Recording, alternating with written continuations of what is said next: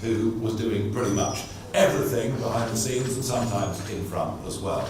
All of which explains his bid for freedom last week.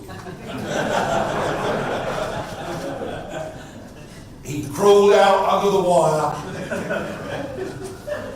and was running away in the woods as fast as he possibly could, leaving a trail of not so brilliant tweets behind him. But after 48 hours we got him and he's back inside, and he'll be taking over a job that will still consume him for a good 12 hours a day, maybe not the 18 hours a day he's been doing for me over the course of the last 11 months. I'm a good, kind boss, he'll tell you. I thanked him once over the course of the last year. But he's back, and he's head of UK Doge, among other things. I want to introduce him on the stage right now. Zia.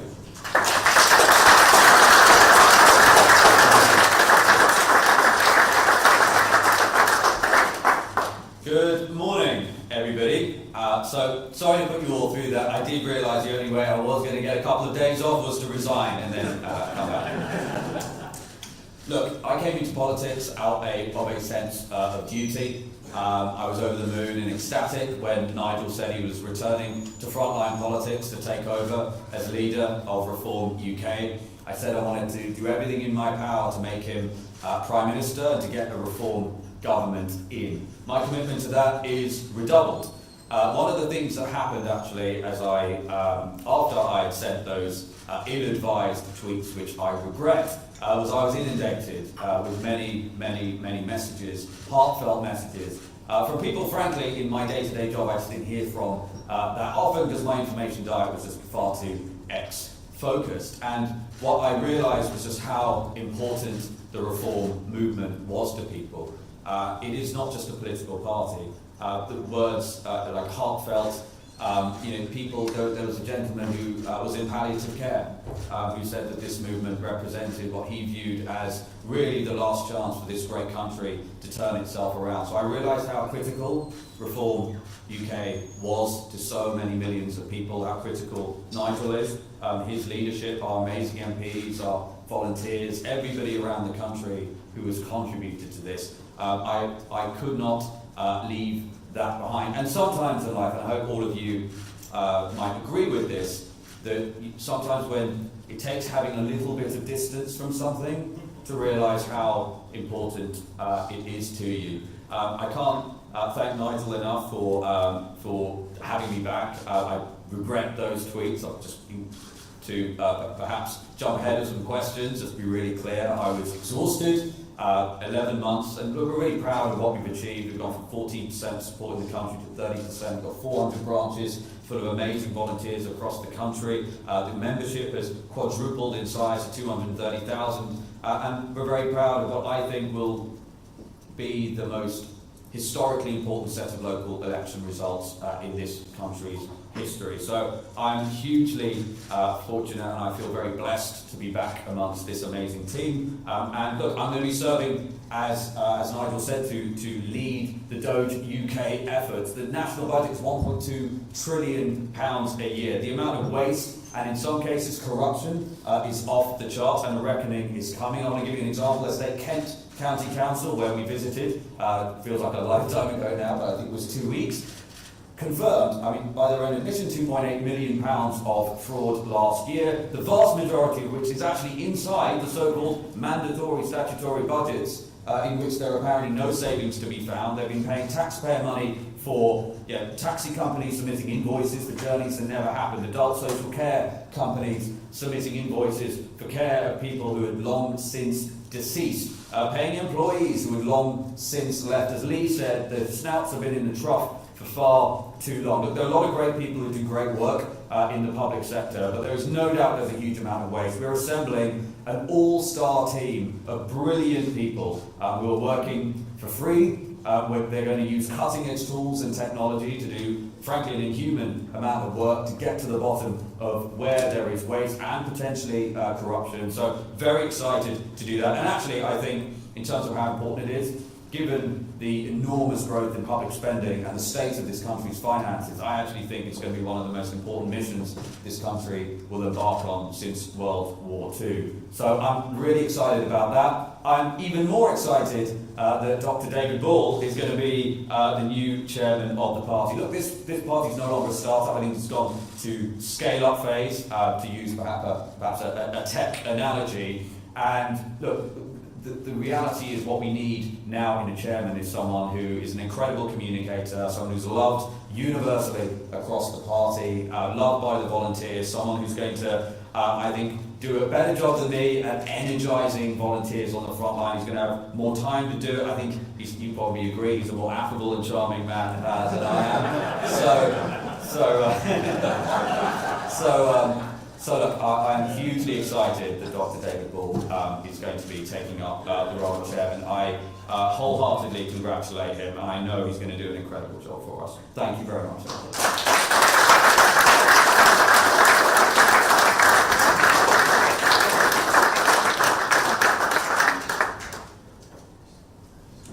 Zia, thank you very much indeed. Zia's done a phenomenal job, but so much of what he's had to do has been in the office in London. We are dividing responsibilities within the party. We've got a new head of operations. We're going to have a new head of treasury very shortly. And our new chairman, Dr. David Bull, known to me, we served together in the European Parliament for a period of time. To those of you who are longer in the tooth, he was on John Craven's news round years ago. And has done an awful lot of television in the intervening time, and he was hosting a programme on Talk Radio until about 5 minutes ago when he rang the boss. And David is a terrific communicator, and Zia was being very self-deprecatory there, but David's job is not to get involved with the admin, is not to get involved with the tech, it's to give leadership, and above all, to give leadership to that volunteer army out there of people, as Zia mentioned, the 450 branches, and they're going to be seeing an awful lot of Dr. David Bull over the course of the coming years, and he comes into this job with terrific verve, energy, enthusiasm, and it's going to be great fun. Dr. David Bull.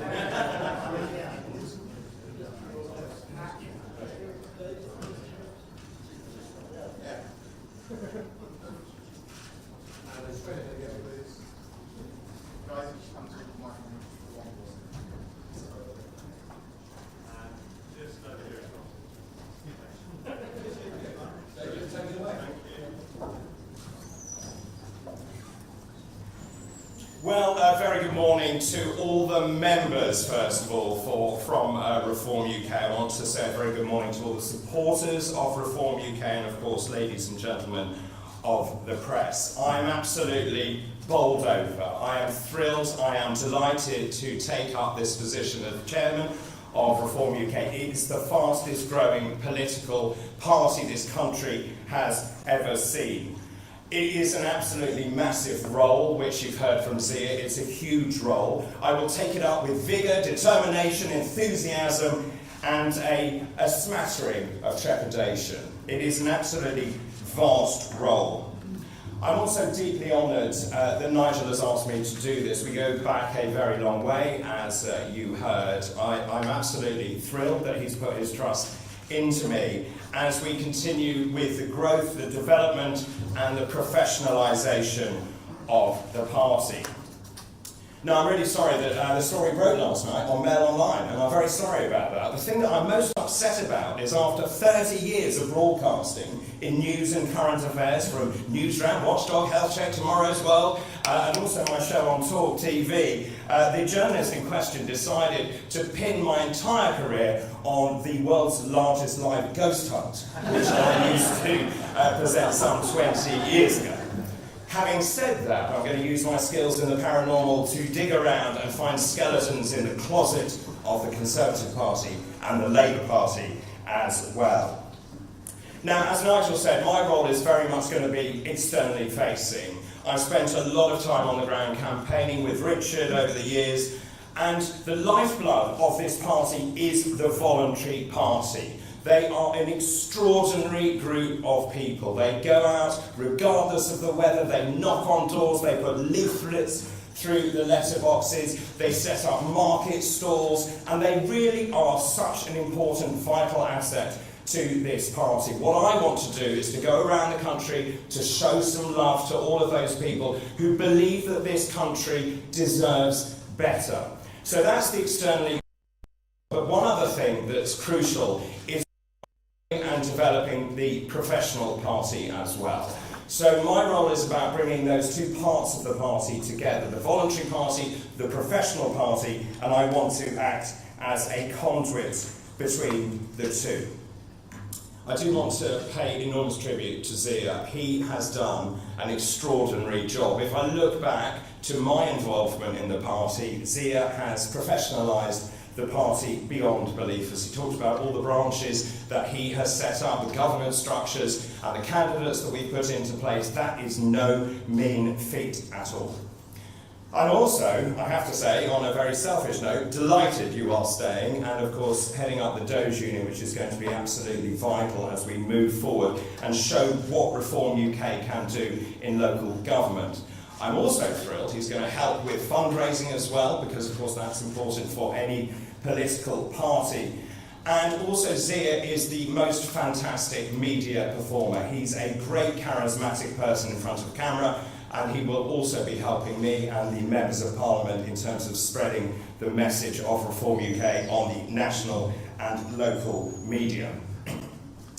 Now, I've actually been involved with the party, as Nigel said, for a very long time. I was elected in the Brexit Party as an MEP for the North West. I've stayed with the party ever since then. And in fact, I think it's fair to say that Reform UK was founded in my kitchen in Suffolk, I think, with Richard Tyson. Nigel decided to go off on a sabbatical, and Richard gamely stood up and became the leader of the party. I became the deputy leader of the party, and we grew the party from 2 to 3%, then 6, 7, 8%.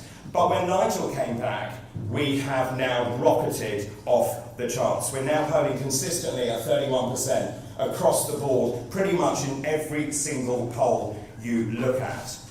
And the results are evident. We are now in overall control of 13 councils. We are the largest party on 2 other councils as well, Doncaster and Cornwall. We have 832 councillors across the country. We're gaining more by the day when people defect, or indeed when there are by-elections as well. When you look at our membership, it has also rocketed to 233,000 members. That is just shy of 250,000 members in this country. And let me tell you, in the last quarter of last year, we gained 70,000 members alone. That is unprecedented in modern political history. What else have we achieved? Well, of course, 5 members of Parliament, of course. We have 2 mayors in Greater Lincolnshire with Dame Andrea Jenkins, and Hull and East Yorkshire with Luke Campbell, MBE.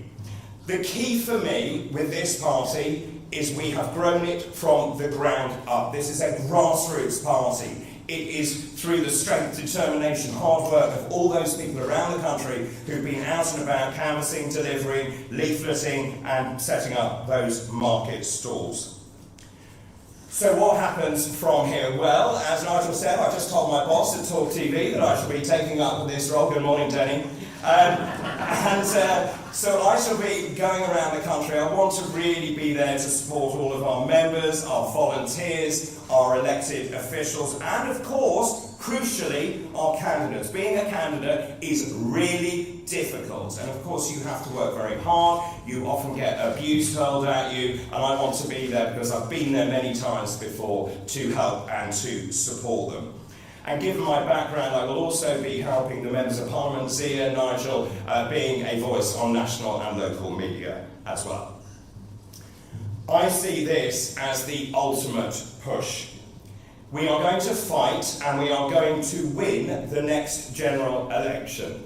And we are going to put Nigel Farage into number 10 and we will become the governing party of the United Kingdom. Can we do it? Yeah. Well, to quote Bob the Builder, yes we can. Thank you very much.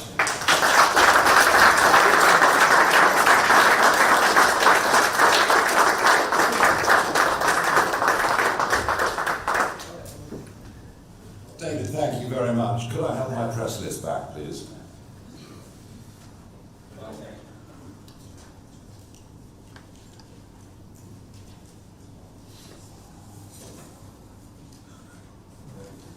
There was a list there with 20 press names on it.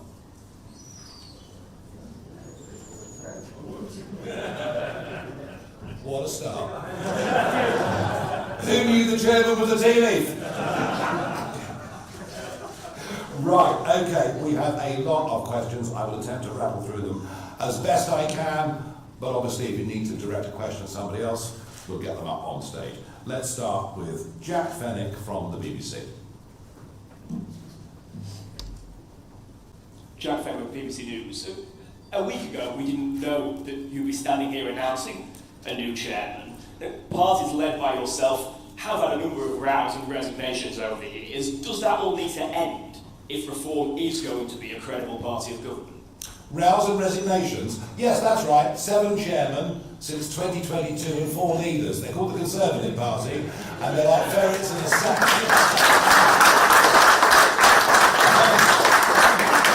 People come and go in politics, but I think you'll find, if you look around, even in this room, there are people that have worked with me for 5 years, people in this room that have worked with me for 10 years, people in this room that have worked for me for 20 years. People I employed back in the city, back in the 1990s, are still friends of mine. I am very, very loyal to people, all the while they're loyal to me. But in politics, it doesn't always quite work like that. And, I mean, you know, given the sins that were committed last week, look at my levels of forgiveness. The serious point is, yes, of course, what we have to do is to build a team as we go forward to the next general election. And that's going to have to be a very broadly based team. We're going to have, you know, effectively, as we go into the next election and before, you know, you're going to need to see who our potential chancellor is. You're going to need to see, and I understand all of that, and that will happen as part of our evolution. Thank you very much. Adam Cherry, GB News. Thank you. Can I just clarify the remit of the new chairman position? Is it mostly ambassadorial? Is his homework going to be marked by Zia Yusuf and yourself? Does he have any sort of executive administrative function? Oh gosh, that's all a bit too clever for me. It's perfectly clear what Zia's going to do. He's going to head up UK Doge. He's going to continue to help work on policy development, such as the crypto and digital assets bill that I launched at the Bitcoin conference in Las Vegas a couple of weeks ago. He'll go on doing media, as David said. You know, he's an excellent media performer. You know, wherever he is, whoever's questioning him, and he will also continue to help, as and where he can, raising money for the party. His roles and responsibilities are clear. I will be leaning on him to help us with some data things, stuff that he's done for us brilliantly in the past. David's job is not ambassadorial. David's job is inspirational. You know, for example, in Greater London alone, we have to find 1,800 candidates to fight those 32 boroughs that are up next year. We have to get them through a vetting process. You know, getting people to stand for election does take a bit of leadership, a bit of inspiration.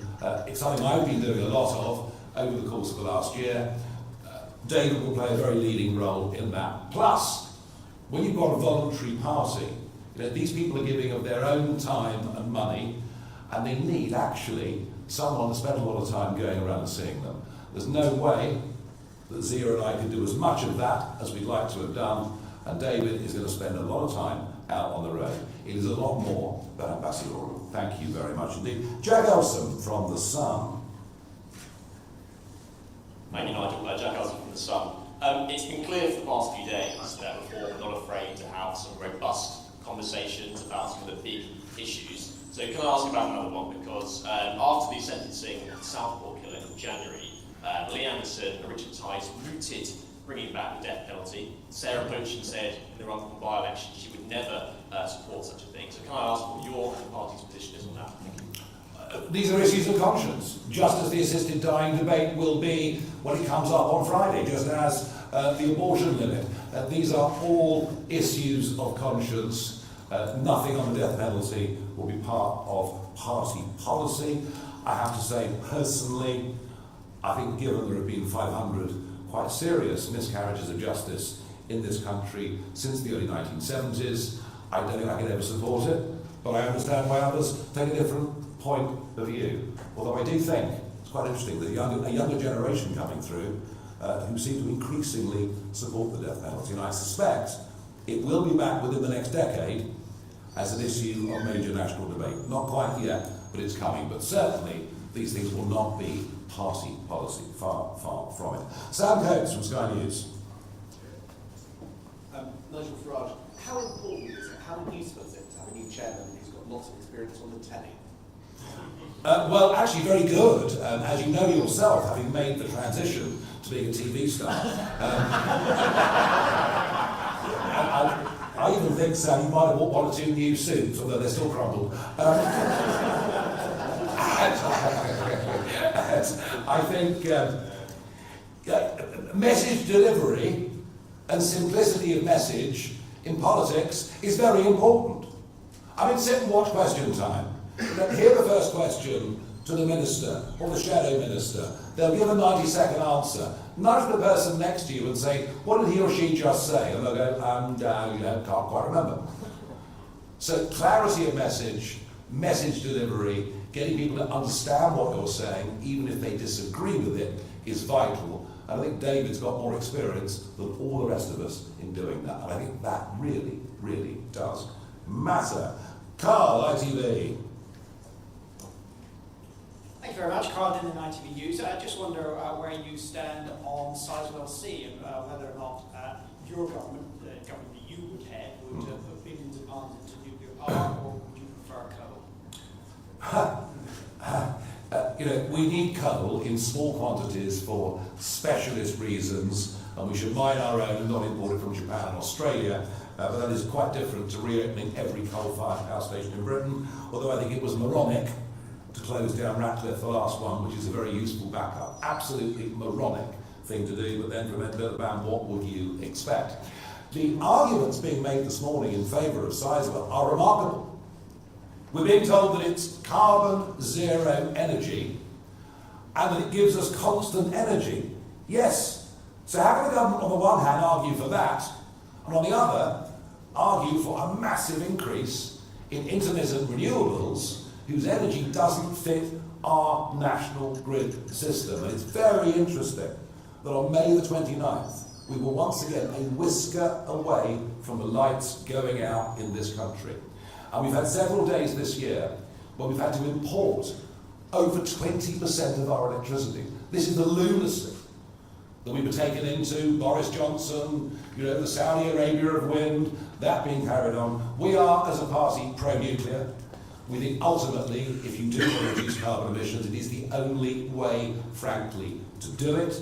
I would just make 2 points. One being that both Hinkley and Sizewell are a pretty outdated model of nuclear reactor, first point. And the second point, it's remarkable how much nuclear energy costs in this country compared to other countries of the world who can do it at half or maybe even a third of the price. I'll talk more about that over the course of the next week. Thank you very much indeed. Caitlin from PA. Thank you. Yesterday when you were speaking in Port Talbot, you said that Mr. Yusuf's resignation plunged your party into a difficult place for a few hours. Do you have confidence that that is not going to happen this time? And if not, have you made any changes to ensure it doesn't? Yeah, we've locked him in a room, he can't do it again. Look, have you ever made a mistake in your life? And the more people work under pressure, and in the state, one tweet these days, and suddenly the whole world looks different and looks terrible. I think it's very unlikely that Zia, who is a very diligent person, will do that again. Will we never, ever, ever, ever, ever again have someone say or do something stupid? Of course we will. It's life. It's human beings, and people's faults and people's virtues, I think, are magnified in politics compared to business and many other walks of life. David Wilcox, Daily Mail. Thank you, Nigel. Just wanted to talk about donations. The new figures for the first quarter out today, showing Reform struggling a little bit to bring money in that isn't donated by Richard Tice and a few other close figures. Are you worried that the money still isn't coming in? Is Nick Candy's job safe as Treasurer? Would you like to see him donate the balance of his £1 million that he promised? How do you compare the donation figures with the previous quarter? Not off the top of my Well, head. the Daily Mail, not me. I mean, surely you know the facts, not me. I think you'll find it's like a tenfold increase. So are our figures about the same as the Lib Dems for Q1 and behind Labour and Conservatives? Yes. Are they significantly higher than the two previous quarters before? Yes, they are. So the trend is in the right direction. It is taking time. As for the slight at Nick Candy, well, he's only given you £313,000. Can I just put on the record, I'm very grateful, Nick, for the £313,000 that you've given us, and you tell us that actually there's going to be another 2/3 coming over the course of the next few months, and I'm extremely grateful. Is it easy to raise big money in politics? Well, it's not, because I haven't got any peerages to give off, sorry. That's the way it's been working for decades. I mean, the honours system is corrupted beyond belief. We don't have any gongs to give out. But am I confident? Am I confident that we're building the kind of relationships that will lead to really serious donations? Yes, but let's just be clear. We have been funded predominantly by men and women in this country paying their 25 quids or 50 quids or whatever it is to be members of this party. And that's where the bulk of our revenue comes from. And of course, when you see the Electoral Commission reporting, as you did this morning, that's only reportable donations over £11,500. So, look, do we need to raise a lot of money? Absolutely. Absolutely. Is it going to be a big task to catch up with the vast amounts of money that Unite and the GMB give the Labour Party? Yeah, this is going to be a big, big challenge, but I will immediately after this be off to see Nick Candy for another donor lunch. Tony Diver from The Telegraph. Thank you. Can I ask a bit more about your staffing plans and a shadow cabinet? When you're looking for people to join your party and be spokesmen for these issues, will you be looking for former Conservative ministers who've got some experience serving in government when you're pitching to the voters? And if I may, Kemi Badenoch has said that she would let bosses ban the burqa. She's also backed mass deportations of foreign criminals going... Oh wow, I say she is moving, isn't she? Gosh. She's gone further on both of those issues, arguably, than you have. Is it possible that she is more right-wing than you? Well, most people are more right-wing than me. I mean, I'm a socialist, after all, given our family policy. Look, it doesn't matter what Kemi Badenoch says, no one's listening. No, I'm not joking. No one's listening. The country is not listening to what she has to say, does not take what they say seriously. I even saw Jennifer the other day say we're going through economic and societal breakdown. I mean, perhaps I'll lend in my clothes next, No one takes them seriously at all. As for people who come to join us from the Conservative Party, well, most of them did a pretty rotten job. If there are some that did a good job, then yes. Obviously, the same principle would apply, we're being a bit hypothetical here, but the same principle would apply as applies in the local councils. We have lots and lots of newbies going into these county and unitary authorities, but we also have people who have been there before, without which it will be difficult. So yes, we will need some people who've got real experience of how government works and real experience of how perhaps it might be tricky at times to do battle with the civil service. So yeah, we want people who are experienced, but we want people who join us for the right and not the wrong reasons. James Hill, Spectator. Thank you, Nigel. At the end of April, you said that there'll be more detail on your deportation policy in 3 to 4 weeks. Can you just give an update on when that is going to be published? Yeah, we've looked and thought, Zia and I both have looked and talked about this at very great length. We've looked at draft paper after draft paper. Frankly, be completely overtaken by events. completely overtaken. The first sentence I uttered today was, we are running fast to try and catch up. May the 1st, getting these new councils in place, working out new branch rules, etc. We've been completely overtaken by events. Is that a work in progress that will come sooner rather than later? It is. Is it a bit behind? Yes. Lucy White, Bloomberg. Hi, thanks Nigel. Zia was very popular with some of your more business-minded supporters. Do you believe that David's going to have the same appeal, and might he be open to criticism that you're taking a more sort of Trumpian line given his TV experience? Well, I can't talk about David's appeal, obviously. I mean, that's up to it's sort of all in the eye of the beholder, I suppose. I think the point is we're building a broad team.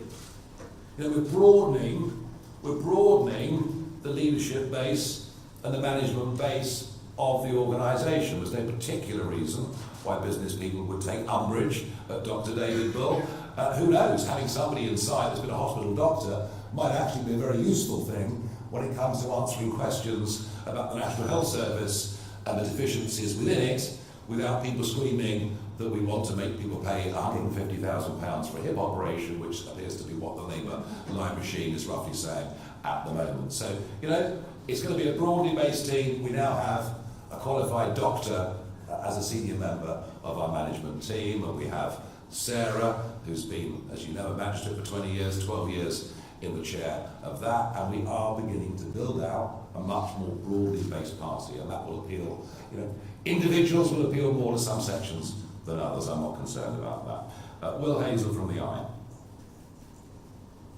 Thanks, Nigel.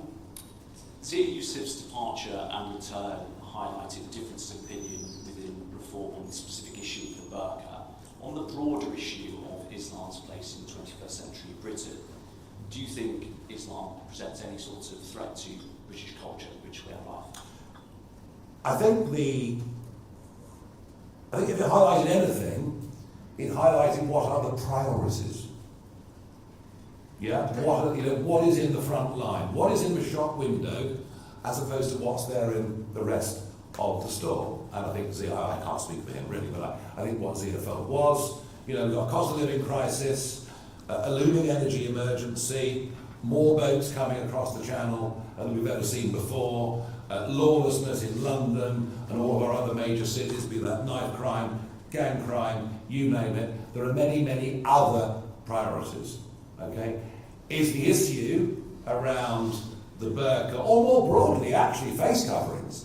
I mean, should that mob that greeted me in Aberdeen last week with their Antifa flags be allowed to wear face masks and say openly insightful things about my future health or immediate future health and security? Should they be allowed to do that with their faces covered? So there is a much bigger, broader debate about this.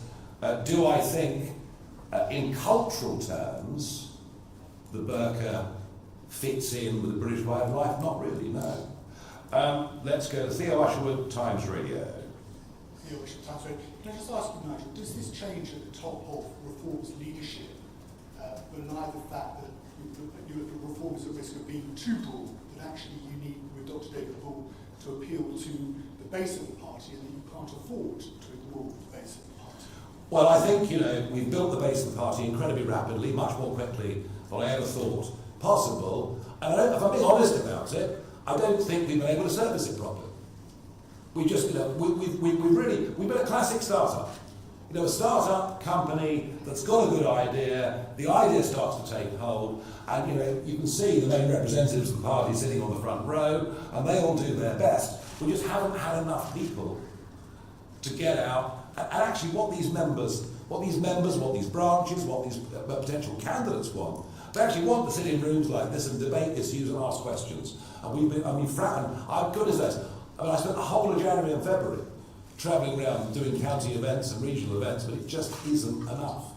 You know, I constantly get asked, well, you know, why have you been in Wales for 3 months, or why have you been in Scotland for a year, or almost like we can't win. Well, luckily now, David Bull is prepared to work 100 hours a week. Well, I didn't tell that bit yet, but and you know, he will be going out around the country, and yeah, that engagement. The people that have joined us, Theo, are wildly enthusiastic and they want to show that, and they want to share that enthusiasm, but we also need to help direct them as to how best they can use it. So I do think there is a bit of a gap. There are many other gaps too. It's a classic startup, as I say. It outgrows its own size very, very quickly. I've got Ava from Joe. Hi Nigel. Zia will be heading up the Doge unit with Aaron Banks, who has previously offshored some of his businesses and not paid the corporation tax that other businesses are expected to pay. I was wondering, with your bold spending plans that you've got, if you are to get into government, will you be encouraging your members to onshore their businesses so that there is more corporation tax in the Exchequer? Sadly, there'll be less corporation tax in the Exchequer as people are offshoring as we speak. There'll be several dozen people today that leave London and probably will never come back. And this catastrophic series of tax policies, of anti-entrepreneurial policies, launched by the great Jeremy Hunt, now being accelerated by Labour, people are going overseas. As for Aaron, well, Aaron has businesses overseas. Has paid vast amounts of tax in the United Kingdom, happens to be employing quite a few people all around the world. It is allowed, but he has paid an awful lot of UK tax. But I wonder how many Aaron Banks will be here in 5 years' time. I mean, virtually everybody I know that has been successful in business is considering leaving this country. The last official figures were that 10,800 of the wealthy left Britain. The next set of figures, I don't know what they're going to be, 20,000, 25,000. You've only got to look at property prices in Westminster, Chelsea, Kensington to see they've all fallen by over 20%. Now that doesn't really matter, and nor does it benefit ordinary folk because these are houses priced in millions. But you don't make those that are not doing so well in society better off by getting rid of your biggest taxpayers. You know, and given that the top 1% of taxpayers now pay 30% of all tax revenues, we've got a very, very, very major problem coming. We really have. Stefan from Politico. Thank you, Nigel. In the last week, Elon Musk has spectacularly blown himself up in the US. He's very unpopular in the UK, all polling shows. Considering that, is it wise to have Zia Yusuf's new unit still called UK Doge, or is a rebrand required? Okay, no, good question. I, of course, can proudly boast that I was the first person politically that Elon fell out with in spectacular style. So I set the trend, all of which goes to prove I couldn't be bullied by the world's richest man, and I am my own person, for right or wrong. We thought hard about this. We thought about, well, we did have a name, didn't we? There was a UK name that we thought we'd use, and then what polling showed us is one of the things that's wildly popular in the UK, that's happening in America, is the concept of Doge, and that Doge had seeped into public consciousness, and that to attempt to rebrand that would be a hell of a difficult effort. So that's why we've stuck with it. And yeah, you know, Doge is Doge, and Elon is, well, he's Elon, really, isn't he? Let's have a couple more to do. Jane from Channel 4. Thank you. Do you agree with your new chairman's view that the burqa is an anti-British symbol, and will a ban become reform policy? No, as I've said already, this is about priorities. You know, I don't like to see the burqa. I think he's probably right. It probably is anti-British in the sense that, you know, if these women are being, I mean, maybe they're volunteering to do it. I don't know. But if they're being forced to cover up, that is not a good and positive thing. But is it absolutely front line and centre of what we're going to campaign for, not given the other major crises we face? I've got three more. Peter Walker from The Guardian. Hi, Nigel. Well, I hear what you say about your deportation policy won't be ready for a few weeks. On the radio yesterday, Zia was saying that the ultimate aim will be to deport around 1.2 million undocumented people. You know, obviously people quibble over the figures, and the report that came out with 1.2 million is, you know, that's the top end of the range. But there's still been a lot of people. Could you give a sense of how logistically that would take place? Would the police be expected to do it, or would there be a kind of new immigration in the enforcement unit? And of those people, around a couple of 100,000 people are children, many of whom were born here, lived here their entire lives. Would you be deporting those as well? As President Trump is discovering in Los Angeles, this is not an easy thing to do. All right, which is why I've always been whilst it has to happen, I've always been cautious about delving into specifics on it. I will say this, there'll be no deportations until we leave the ECHR. There'll be no deportations until British judges are freed to make their own decisions, although even when that comes, given our current crop of judges, I think there may still be challenges, given the politicisation that has happened of the judiciary and the civil service and all the things in a post-Blair time. Two more. Archie from The Independent. Hi Nigel.